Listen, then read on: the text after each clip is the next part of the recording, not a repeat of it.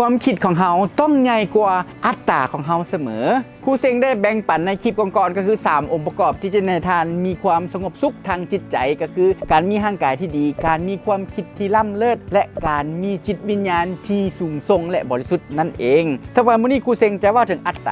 ตาหมายความว่าเวลาที่สภาพแวดล้อมทางนอกบ่ว่าจะเป็นคำเว้าตัดสินของคนอื่นคำเว้าวิพากษ์วิจารณ์ของคนอื่นเข้ามาในหูเฮาและเฮามีอัตตาแสดงว่าเฮามีสภาวะอารมณ์ขึ้นลงรู้สึกหงุดหงิดง่ายใจให้ง่ายอารมณ์ร้อนอารมณ์ให้กับคำเว้าของคนที่อยู่ข้างนอกแต่ว่าทานบ่สามารถควบคุมสภาวะภายนอกทานบ่สามารถควบคุมคำเว้าวิพากษ์วิจารณ์ของคนอื่นคำเว้าตัดสินของคนอื่นได้เลยแต่ว่าทานสามารถควบคุมความคิดภายในจิตใจของคนเฮาได้ยกตัวอย่างเช่นทานจะมีวิธีใดที่จะควบคุมอัตตาของทานได้ทานจะมีวิธีใดเพื่อให้ความคิดของทานนั้นอยู่เหนือและกระใหญ่กว่าอัตตาของทานเวลาที่มีคนมาบอกว่าทานเป็นคนที่ตุ้ยเจ้าคือตุ้ยแท้มูนี่จะกินหลายโพดบอกมันก็เป็นเพียงแต่คำเบ้าบอกว่าเจ้าตุ้ยโพดแท้ถ้าหากว่าเฮาไปใส่ความคิดเพิ่มขึ้นอีกเช่นเฮาอารมณ์ร้อนอารมณ์ให้ถ้ามีคนมาบอกกับเจ้าว่าช่วงนี้เจ้าคือมาจอยหลายแท้หน้าเจ้าโวกเข้าได้เจ้าคือบ่งามก็มันก็เป็นเพียงแต่คำเบ้าว่าเจ้าจอยหลายถ้าเฮาบ่ใส่ใจเห็นเฮามีความคิดสามารถอยู่เหนืออัตตาได้